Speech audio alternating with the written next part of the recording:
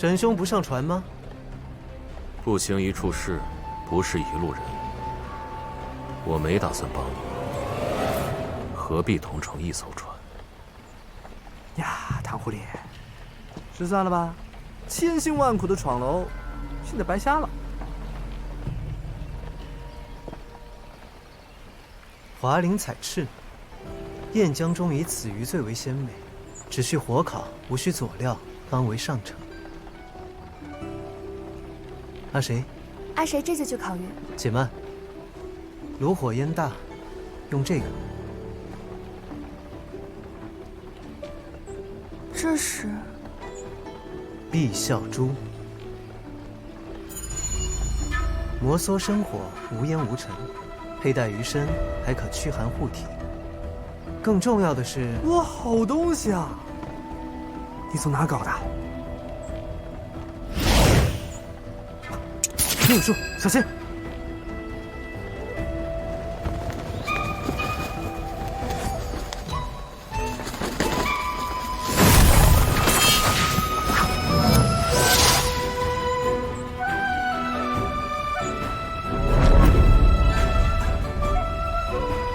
沈兄，我不是要你杀人，而是要你找人。你要我进剑王城？我要你收下碧啸珠。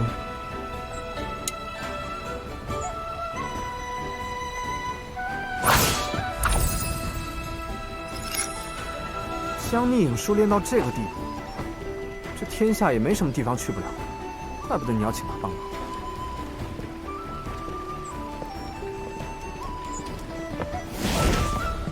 你说他早说要钱嘛，弄那么大麻烦干嘛？这蝶瓣重花也是，直接告诉我们不就完了？你错了，池云。沈兄要的不是银两，而是七宝重璧簪上的宝石。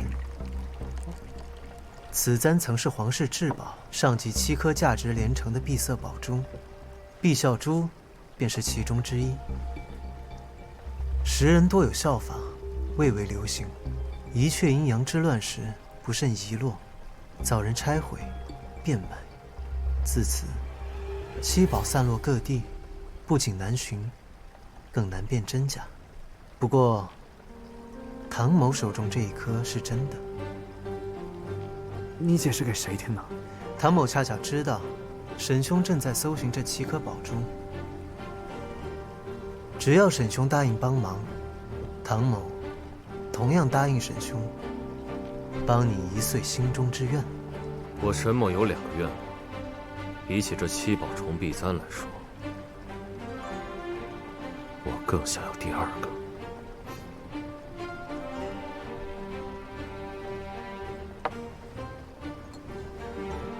只要沈兄应我，唐某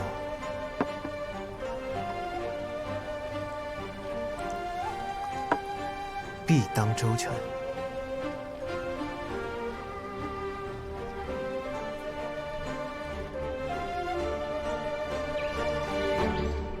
很久以前我就想问先生了，这山洞里既然伸手不见五指，那你为什么还要闭着眼睛呢？睁开眼，就会忍不住想看。越在黑暗之中，越想找寻光明。你说的有理。那你怎么不点灯啊？万一有客人来了，这点了灯，还是要闭上眼。那为什么要点灯呢？无法反驳。那么，先生对剑会为您准备的房间又有什么不满之处啊？为何一定要住在山上呢？那里人多。先生救众生却不喜众生，当真慈悲。好了，废话不说了，我有钥匙。你我追查新归九心丸一案，每查到线索，总是中途折断。这回啊，我又有新线索了。这是我徒儿中春纪在追查郝府血案时所牵连出来的。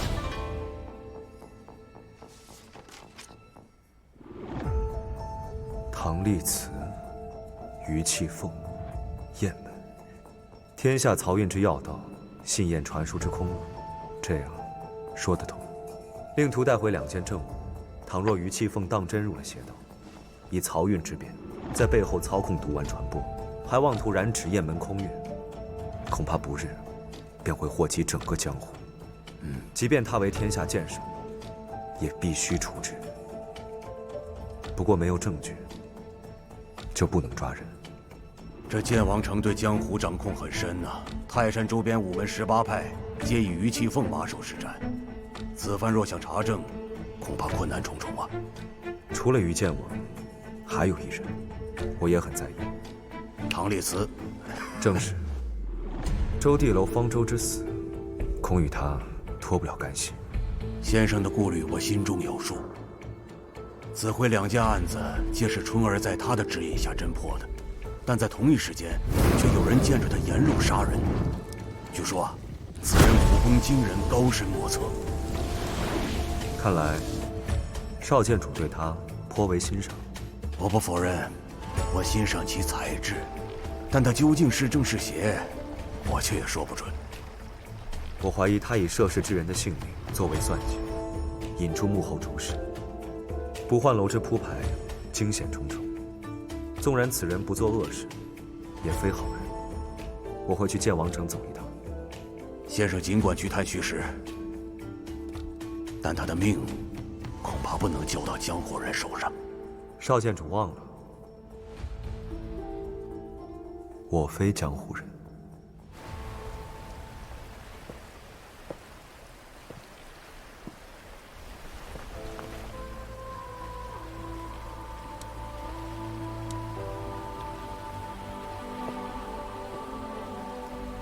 想要集全簪上7宝，就算沈兄是13楼的第1杀手，也难如登天。人在一无所有之时，就会发现自己无所不能。你还没问我第2个愿望是什么？沈兄为何不问我如何帮你实现愿望？我的第2个愿望，想杀一个人。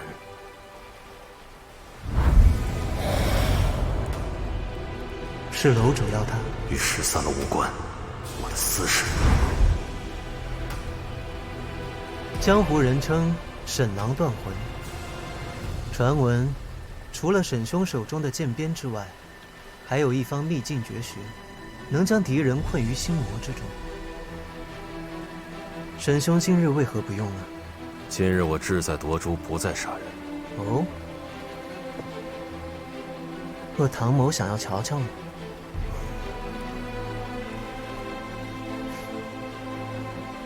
若是唐某没猜错的话，沈兄要杀的那个人，可是身负往生谱的高手。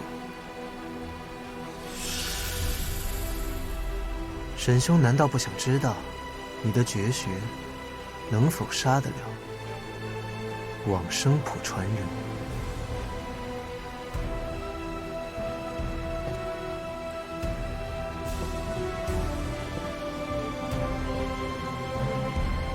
那你可要小心了。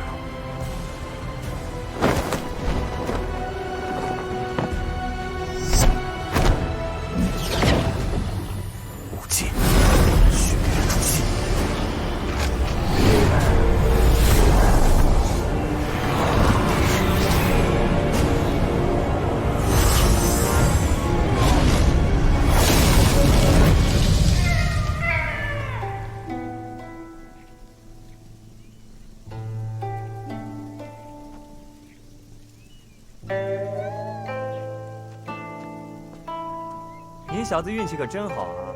入楼1个月，师兄还给你办一个满月酒。吃饭啦！哟，还凶我小怪物！你跟我走！力气那么大，这就不是。阿言。你们在闹什么呢？师兄，你看他，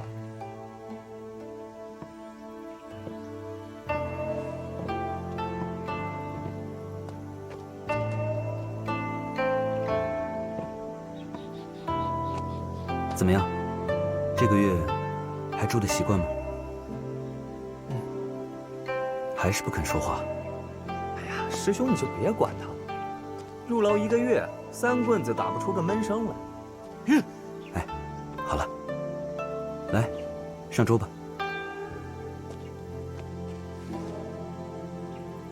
你还没告诉我们，你叫什么名字呢？唐。唐。唐什么？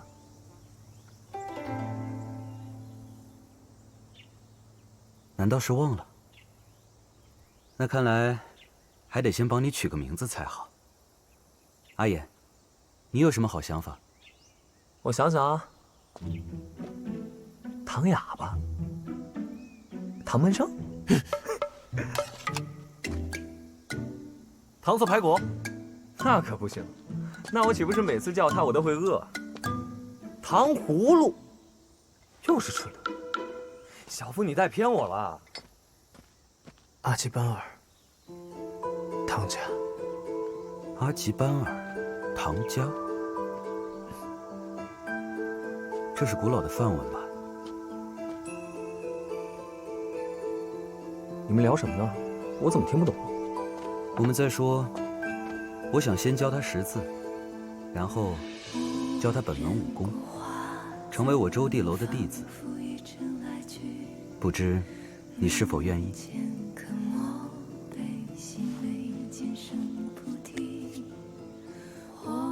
武功。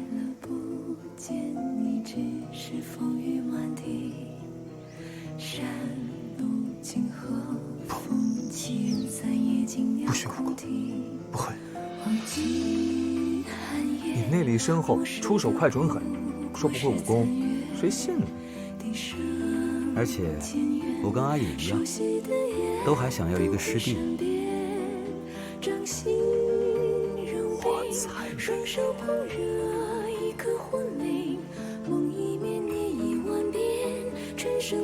怎么样？你愿意试一试吗？其实武功不是伤人的利器，终有一天，你会用它来保护你在意的东西。保护在意的。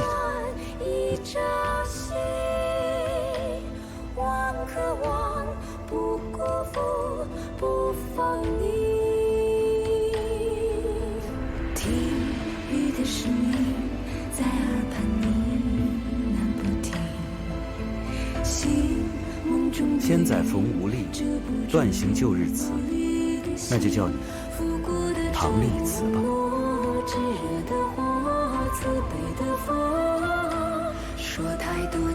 鲜笋焖鸡汤来了，我看看。阿力师弟，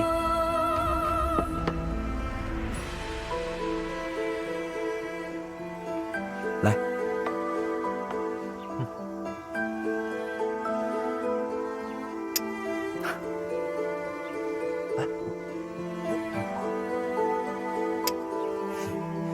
小夫，我们也喝。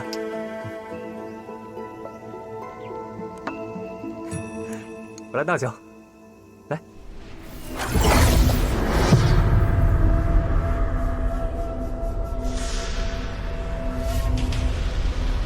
你们师出同门，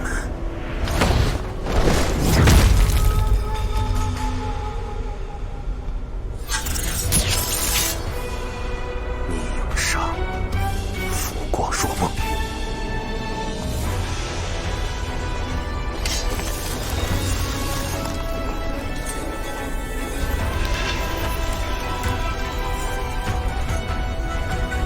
方舟，我一直不明白，为何会走到今天这一步。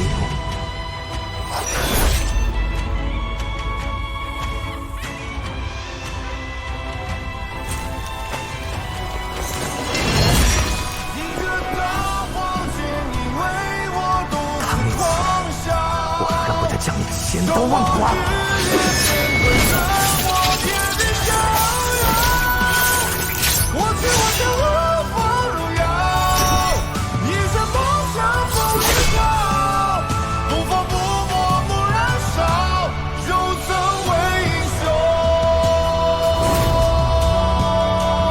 接下来，该唐某听听你有什么样的故事了。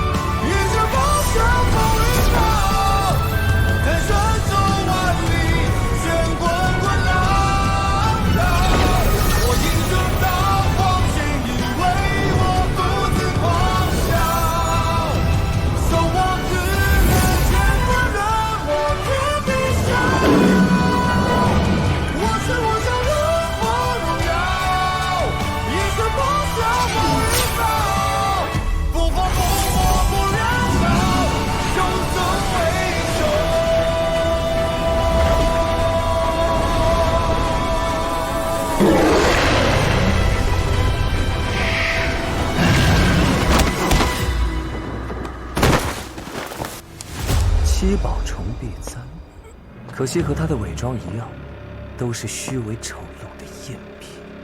这续命丹倒是真的，你知不知道这么一颗小小的药丸，是医者尝遍百草，以身试毒，无数次九死一生之后的结晶，而你却将它装在恶心的赝品里。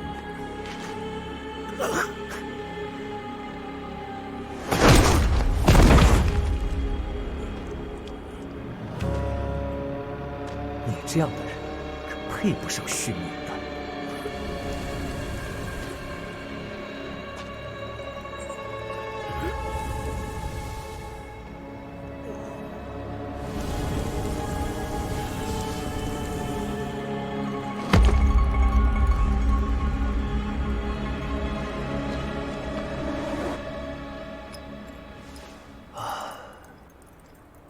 原来是为了一个女人。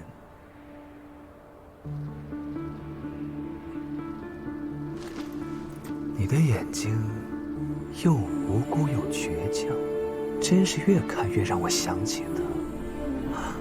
我改主意了。我认识一个人，他和你有些相似，看上去真诚又无辜。他就是用这些得到了你的信任，然后露出蛇蝎真容，毫不留情地夺走了你的至亲挚友，毁了你的一切。就好比今日我们萍水相逢，素不相识，我却这样待你，如此算不算恶？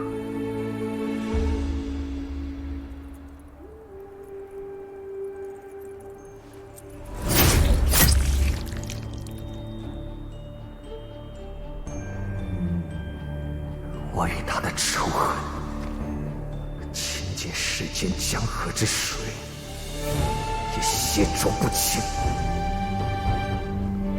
阿言。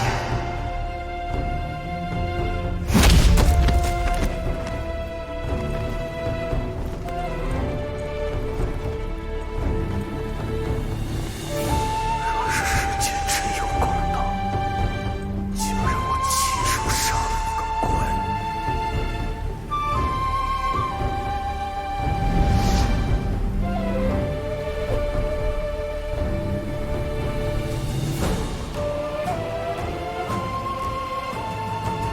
方丈，什么才算因果？作者为因，受者为果。若有人因我而杀人，有无辜因我而受害，这算不算是我的因果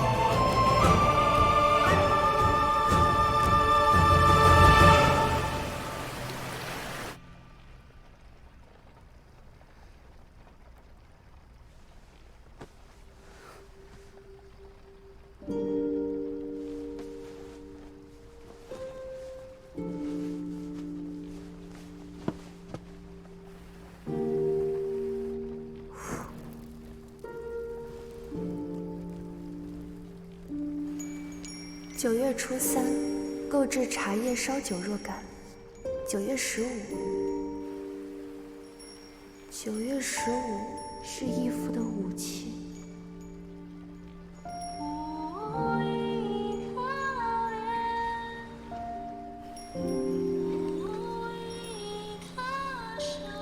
我与惠娘相处的日子很短，没有钱，但很快乐。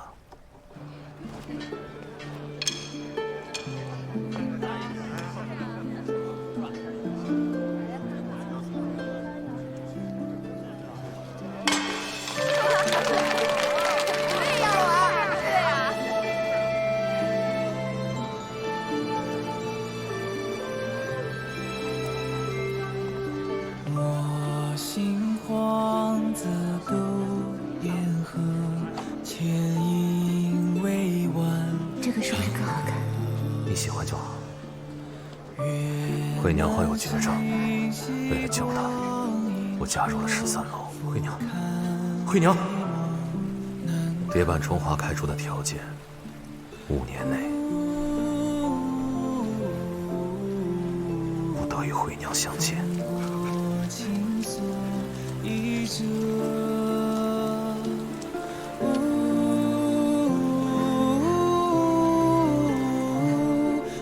楼主要的，向来是别人负担不起的代价。为了救惠娘，我替13楼卖命无载，直到4年前，我与13楼约满，满怀欣喜，带着可以救惠娘的续命丹，离开13楼。可在黄河边上，遇到了那个人，那人毁掉了续命丹，也就是因为没有这续命丹，惠娘死了。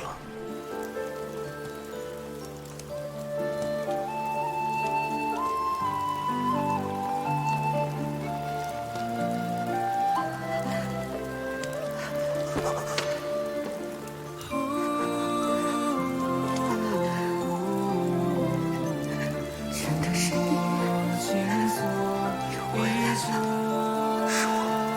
我回来了。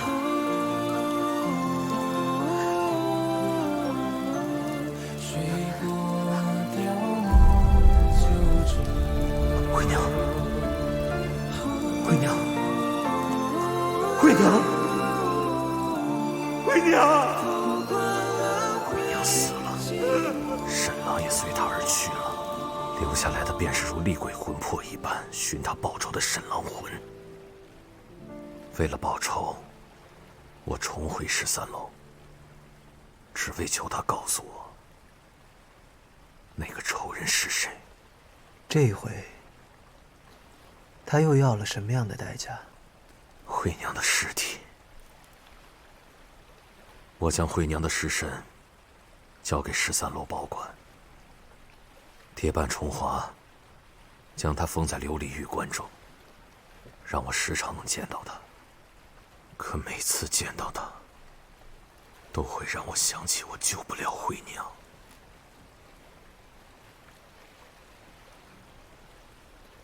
我认得出你的武功与她相同。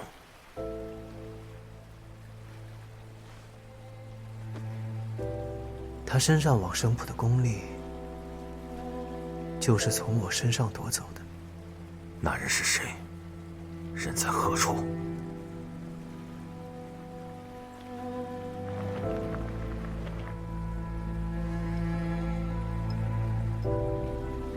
从前，他名叫刘岩，是我的朋友。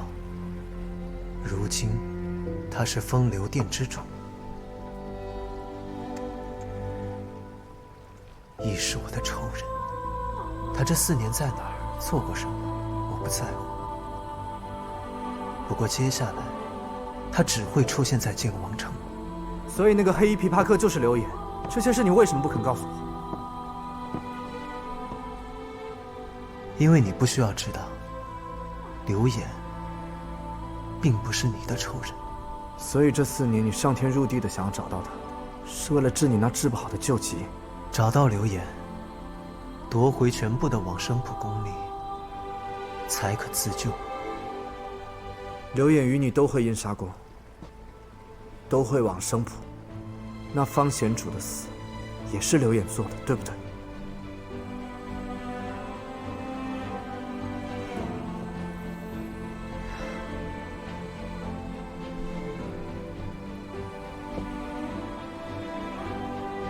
我知道这些事情你不愿意说，可一个于气风就已经够难应付的了。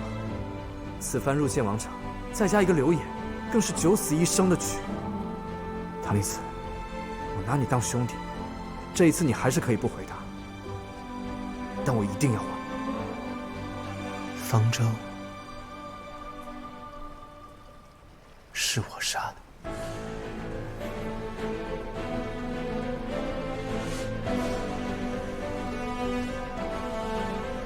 不可能！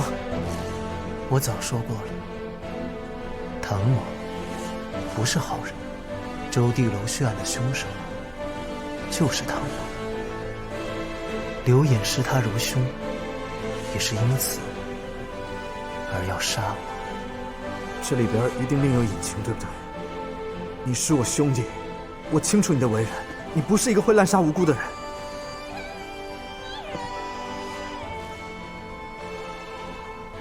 你与刘演曾是朋友，若剑王城遇到，你该如何？旧日情谊已于4年之前了断，如今唐某时日无多，就算是为了自救，也该到我讨债的时候。今夜聊的旧事已经够多了。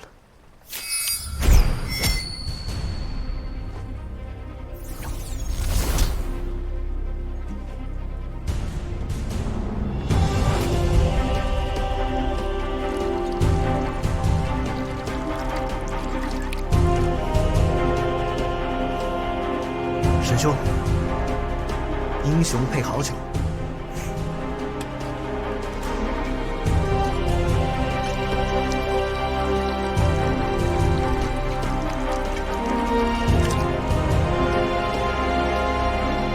好酒。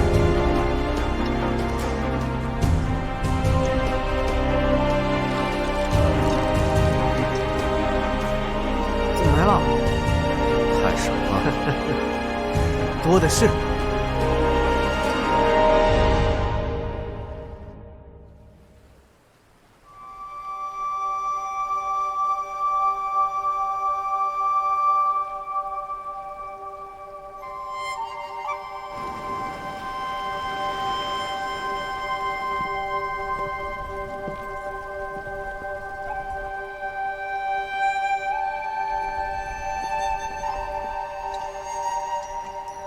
你神色不对。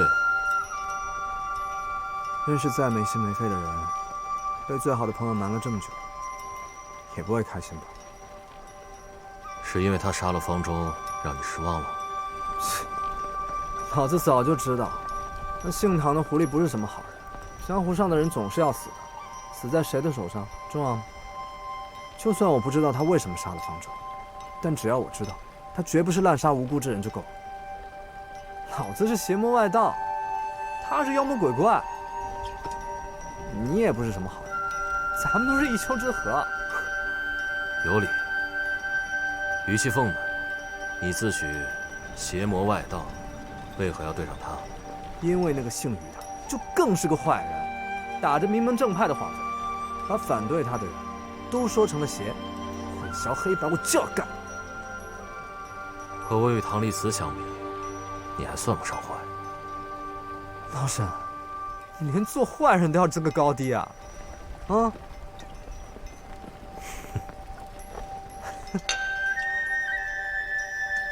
不过他为什么总在看那本《三字经》啊？你不是第一个问这个问题的了。其实我也不知道。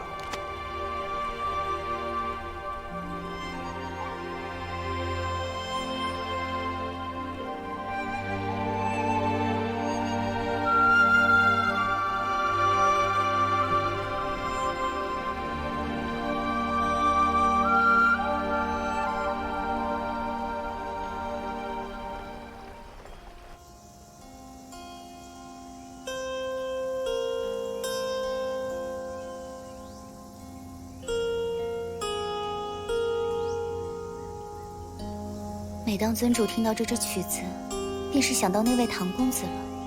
小红，学得可还好？小红，你有恨过一个人吗？当然有过，人活在世上，怎么可能没恨过谁？尊主，你也是一样的吗？我本以为随着逝者长离，我心中的恨意便会减几分。可是到了现在，我却恨得更深。我听人说，如果恩怨长久深沉，便会在冥冥之中促使我们与那人相逢。那相逢又是为了什么？相逢，当然是为了离别。对了，相逢就是为了离别。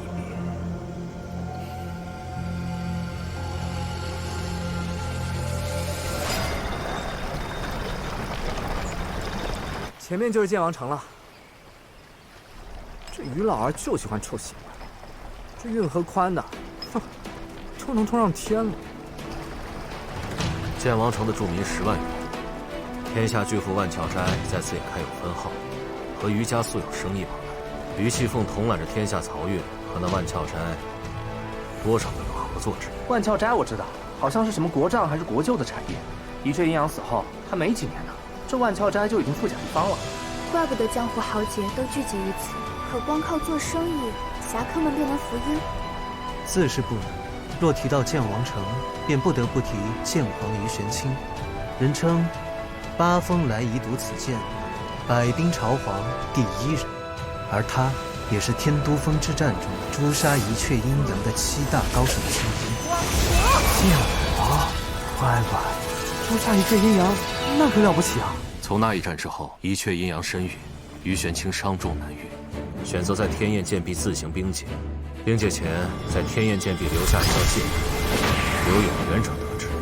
若非3年前，于气凤终于悟出西风斩荒火的真意，今日的剑王城，盛名难续。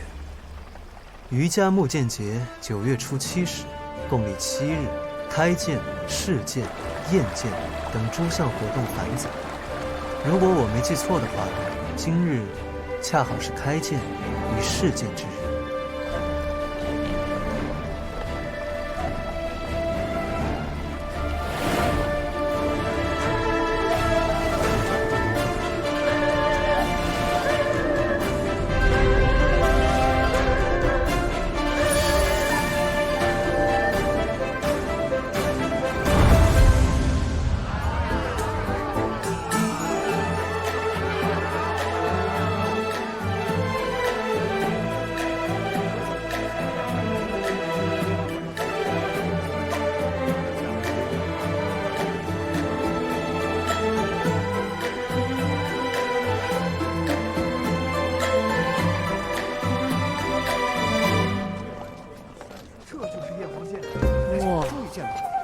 剑王城的气派可真足啊！周边5门18派的掌门都来了。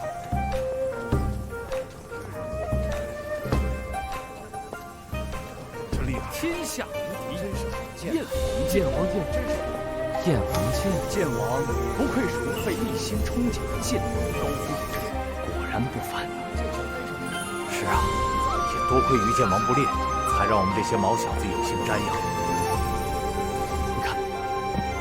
无比强大，我们何时才能变成像剑皇这么强大的人？我也不知道。剑王怎么到现在都还没来？确实有些无聊。师傅派我们调查于剑王不轨的线索，线索没找到，还要看这帮伪君子才是虚实。真是无可挑剔。一会儿的擂台肯定值得一看，看完之后，我们再去木剑节的凤凰大街上逛一逛，正好看看有没有什么线索。剑王到！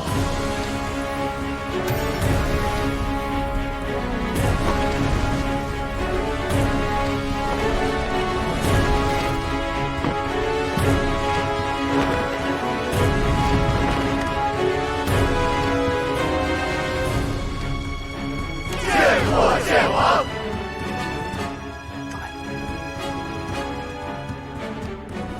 诸位客气了，今日是于家木剑节，开剑首日，得诸兵临门，于某有幸。剑王哪里话，晚辈廷鹤能与其他群侠受邀前来，才是3生有幸。师兄说的没错，更何况今次木剑节，剑王还要以家传剑法西风斩昏火之武劲，来指点天下剑士。剑王之无私，更令在下敬佩。于某既得剑王之名，自当效仿玄清先祖，为武林后辈广开剑术之门，自是当仁不让。于家剑法有秘，若能择披江湖，当是于某大愿。开剑！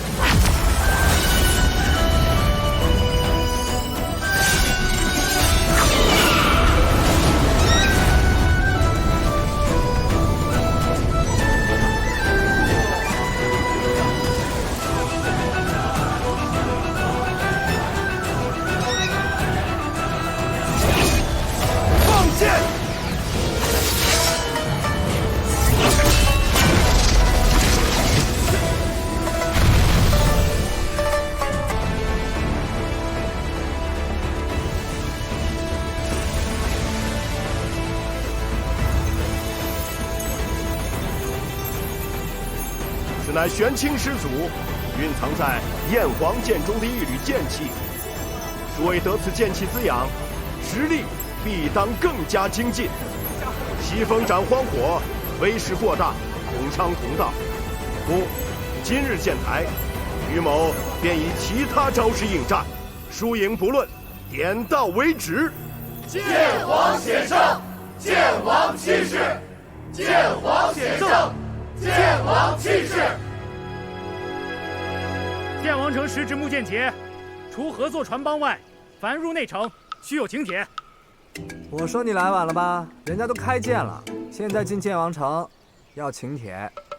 看来还是来早了呀。什么来早了？你是来晚了。瞧我的吧。在下火云寨寨主池云，特来拜见于剑王，只是出门比较匆忙，忘带请帖了。还望各位兄弟行个方便。什么火云寨？没听过。这等小门派也敢来我剑王城蹭吃蹭喝，赶紧滚！池云啊，看来人家剑王城并未将你天上云的威号放在眼里。唐狐狸，要闹多大？那就要看天上云的本事有多大了。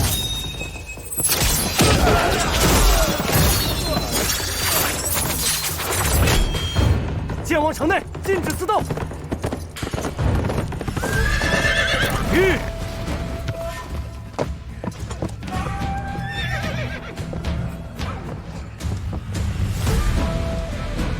头领，他们没有请帖还要硬闯。木剑节期间，唯有手持请帖者方能入城，天上云也不例外。我听说木剑节广邀天下英雄，现在看来也分3、6、9等了。回去领罚。是。弟子莽撞，还请诸位见谅。只是我剑王城规矩如此，诸位若是没有请帖，恕我等不能放心。那若是在下今日执意要进城呢？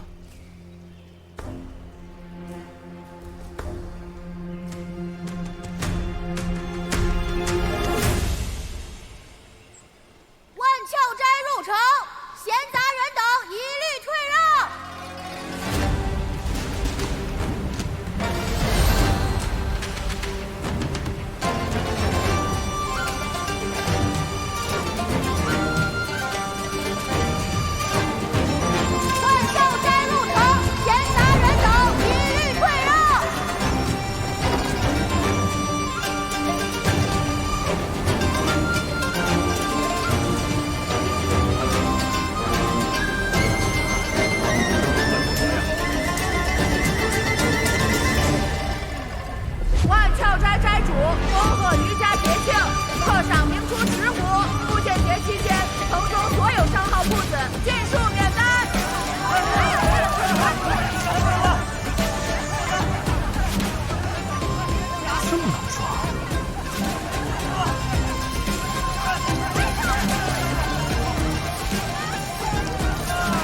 万鞘斋宝船到了，我看公子还是先行回避吧。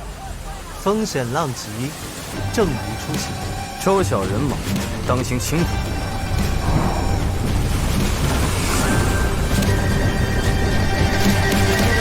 张旭，要撞上！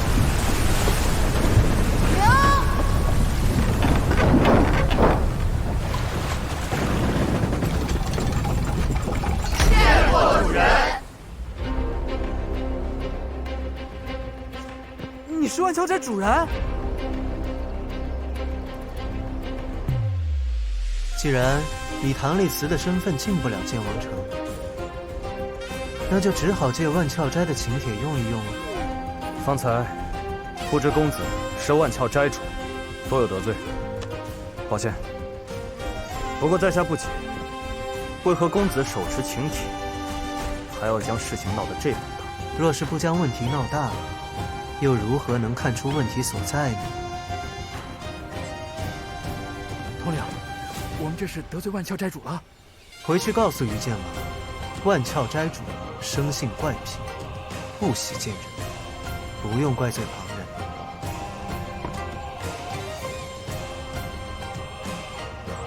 诸位，请上船吧。又被他装到了。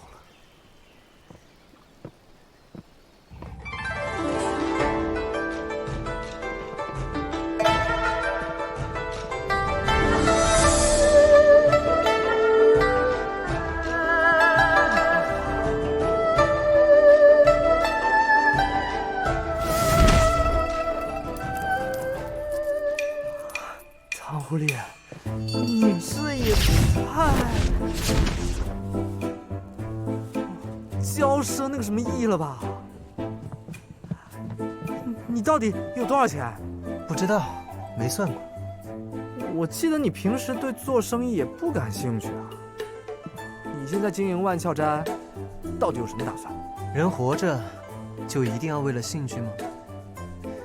唐僧，小的在。招待这几位朋友住下，务必要让他们宾至如归。小的遵命。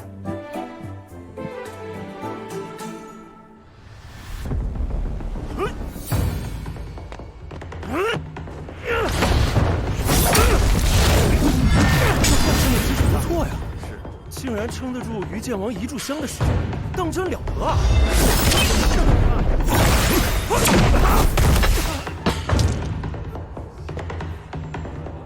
剑王厉害，承让了。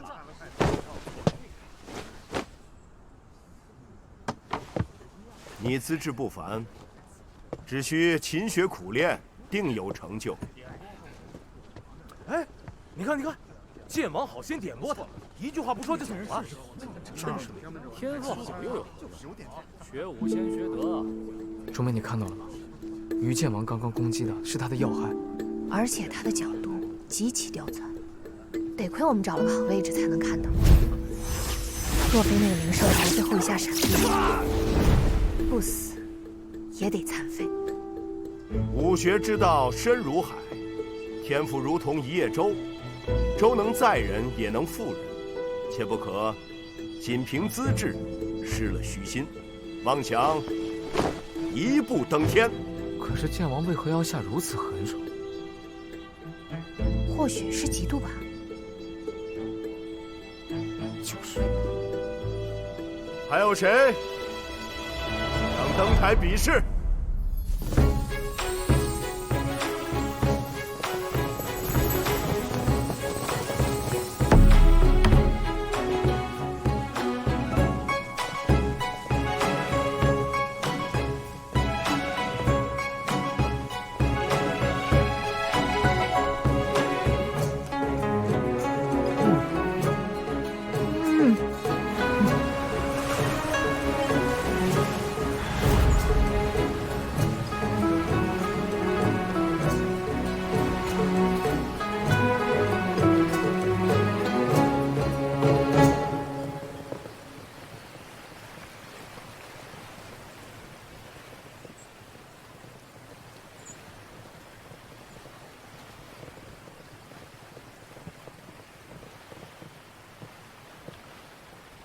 主人，这是您离开万窍斋半年的账本。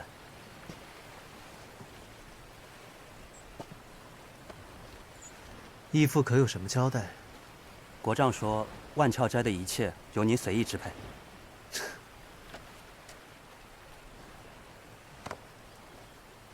对了，阿谁姑娘似乎对记账有些兴趣。小的明白了。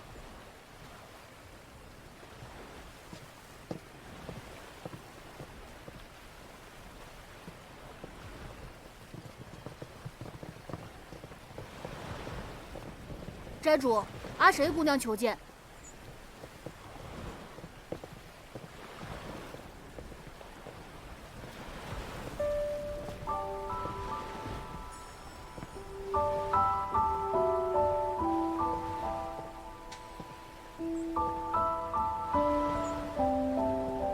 公子如今已入城中，为何不去剑王府？不必亲自登门。今日闹出的风波越大，关注到唐某的人就会越多。公子所指之人，不止于剑王。我来了，他就一定会来。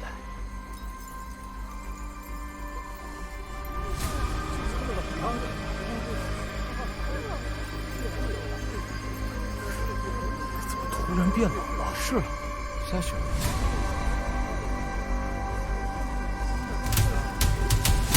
在下雪县子，久仰剑王之名，请剑王指点。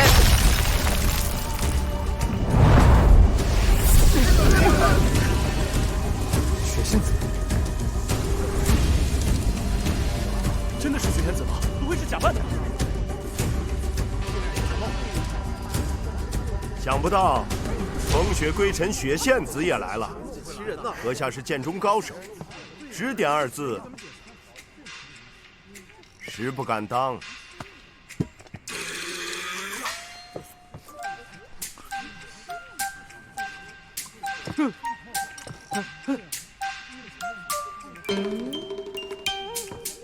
这话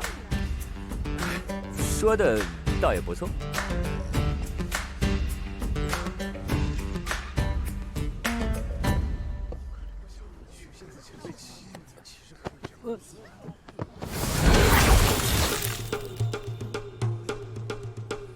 剑王大人说笑了，余家10代剑王，而在下成名不过区区数十载，我这浩雪岂敢与你的萤火争辉呢？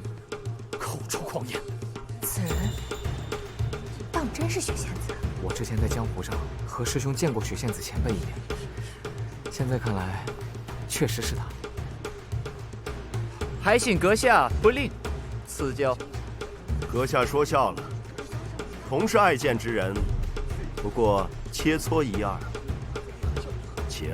那这一招，请剑王大人接好了。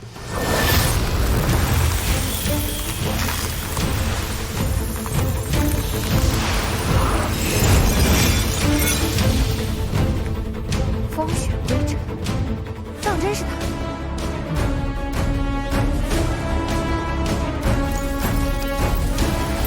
就看剑王大人能不能接住山人这一招了。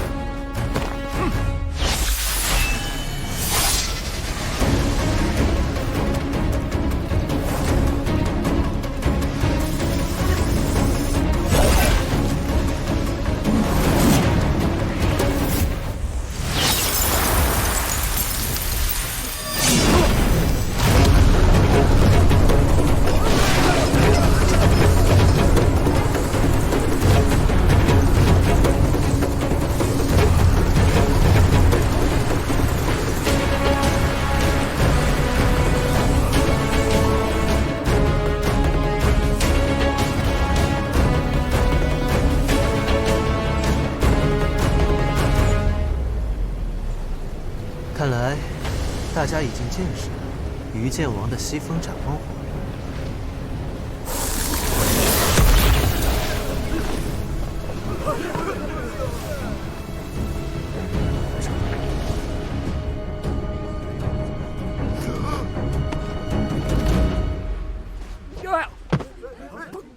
哎呀，不小了，不小了！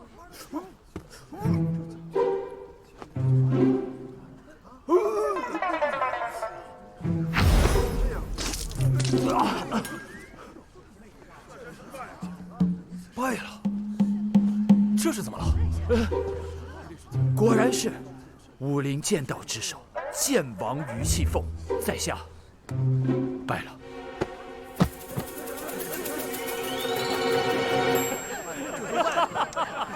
这雪仙子，怕不是来砸场子的。这于气凤的西风斩荒火，果然是名不虚传，在下佩服佩服哈。西风斩荒火。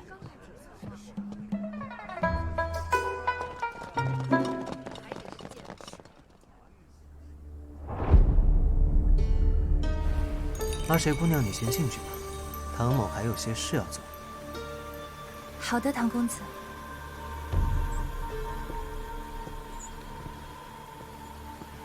沈兄，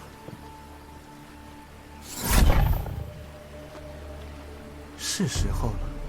我们走。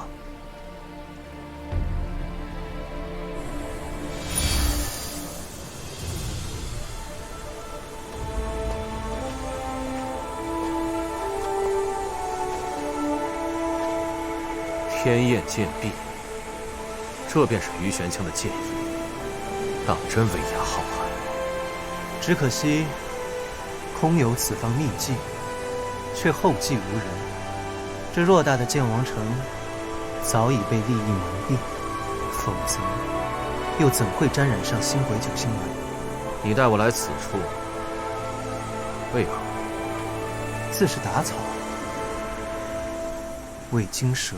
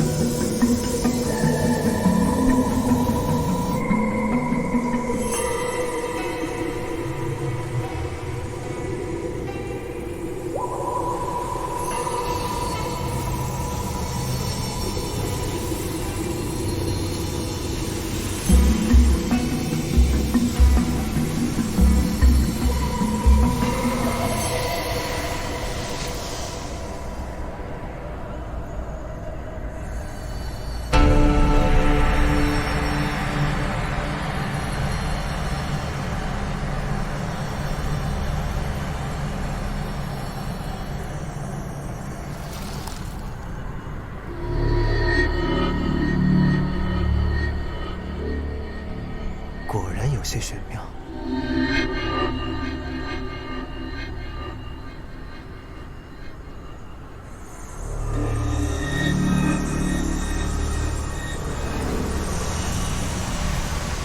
剑皇剑印。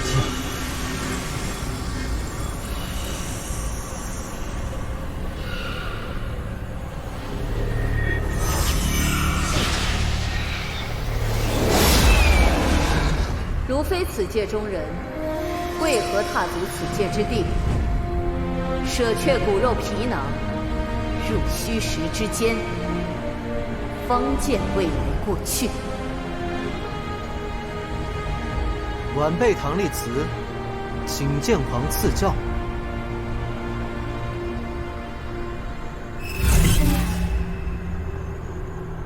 金藤魔印，一阙阴阳，甚异。 竟然还活着！既然如此，那便在此留下性命。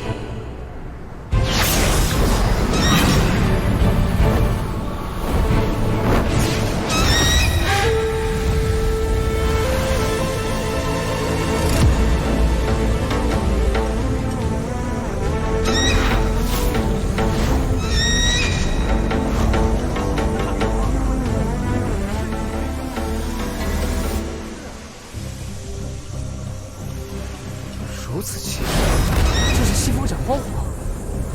西风斩荒火。不过，怎么和方才于剑王使出的不一样呢？于剑王的剑意墨玄如印，此一道怎是诸侯？你管他是什么颜色，这剑意威势震天，果真是雏凤清于老凤生啊！ 是，剑王，剑王，天焰剑壁有外人闯入，我等修为不可靠近，不知如何处置，还请剑王示下。于家最强剑法，竟被一个外人领，这下有好戏看了。有外人敢闯入，不知是何人？在哪儿来的宵小，竟敢擅闯剑王城禁地，真是胆大至极！还请剑王出手将其治罪，好好给那人立立规矩。我于家100年间广收门徒，为的就是让他剑道领悟，择披江湖。若真是有外门友人能够窥得1、2门道，也不枉先辈苦心。只不过西风斩荒火何等精密，未得多年勤学苦练，又岂能轻易修？是真领悟，还是假领悟？众目睽睽，咱们前去一看不就好了？对呀，还请剑王带我们开开眼界吧，是不是啊？既然诸位有此雅兴，那便随老夫会会这位擅闯禁地的勇士。好，走。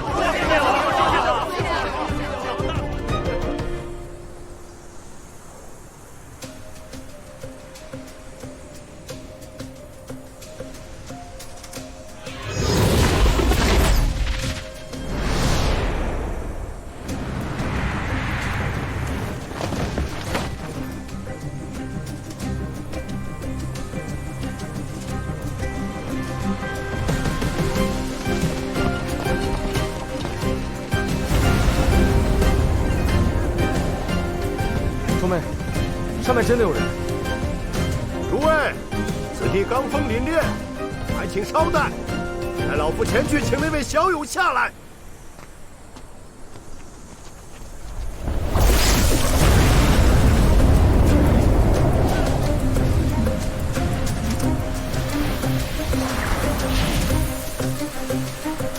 可恶，又是止步于此。那人为何可以？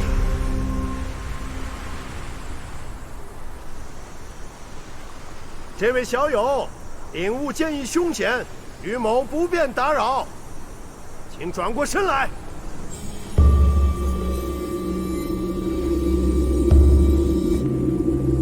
小友来我剑王城，不曾拜会，便私闯禁地，未免无礼。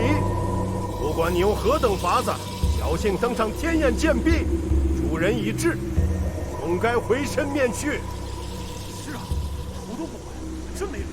竟然还是周地楼的弟子，方贤主深明大义，他收你为徒也是明白的。这一招西风斩荒火，你看清了，能不能学会，就看你本事了。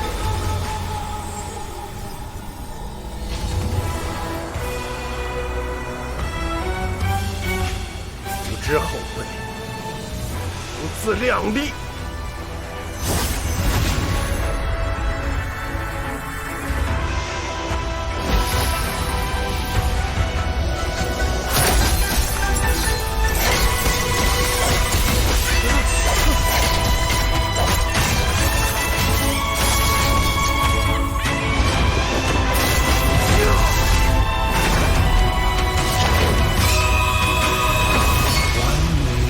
命数。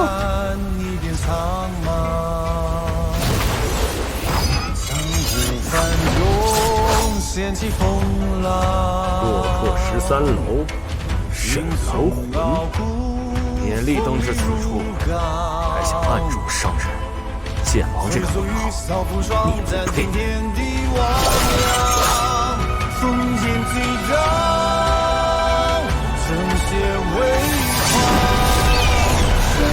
幻想，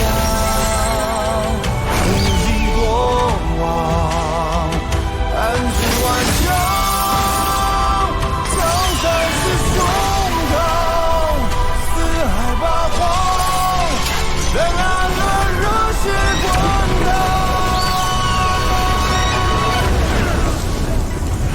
逆着大荒剑，你为我独自狂笑，手握让我天地逍遥。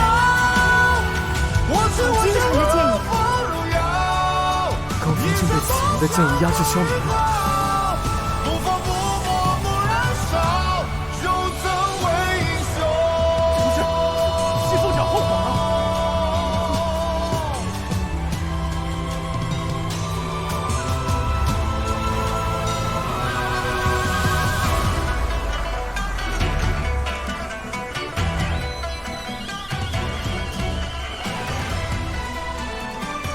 方才唐某那一招西风斩荒火，于剑王以为如何？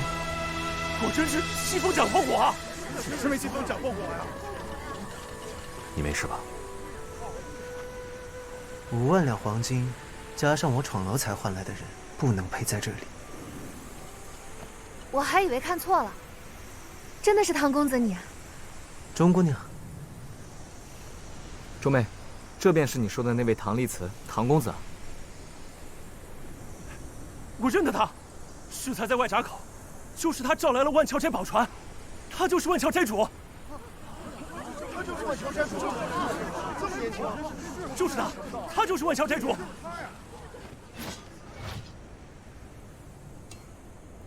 原来唐公子竟是大名鼎鼎的万鞘斋主。我在雁门提江青羽时，还未曾料到与阁下再次相见会是如此。刻意隐瞒身份，雇佣恶名昭著的江湖杀手，擅闯我于家禁地，可是为了干涉江青羽案而来。是啊，案件审理自有公断，唐公子怎能挟势弄权、咄咄逼人呢？对啊，还带了杀手，这是打算软硬兼施啊！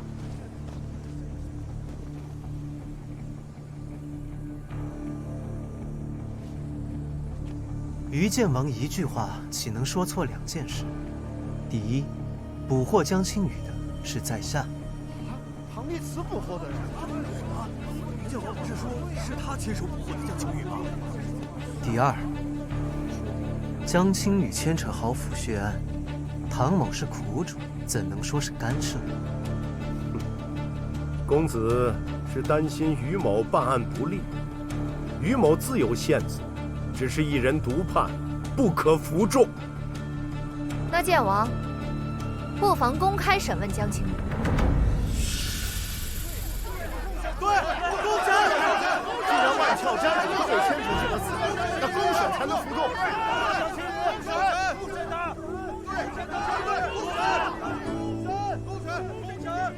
诸君说的没错，本就该当着武林同道的面公开审问。看来，唐某来的正巧啊！有心之人，自来的巧。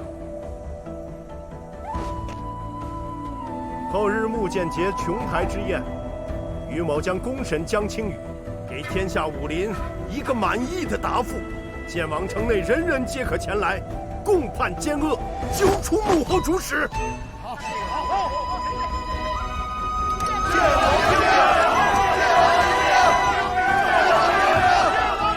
唐公子，你敢来吗？